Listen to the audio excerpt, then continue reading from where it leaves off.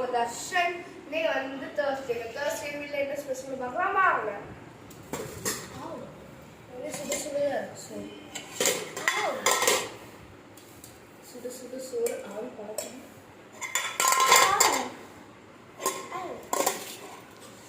சரி, நேத்தை வைத்த பழைய மீன் குழம்பு உள்ள மீன் தான் கிடக்கும்.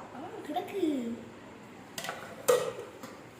இது வந்து எங்கள் பாட்டி எனக்கு எங்கள் அம்மன்னா எங்கள் அம்மாவோட அம்மாவே நான் அம்மா தான் கூப்பிடுவேன். எங்கள் அம்மா எனக்கு பொரிச்சுட்டு வந்து சுட சுட மீன், பொரிச்ச மீன்.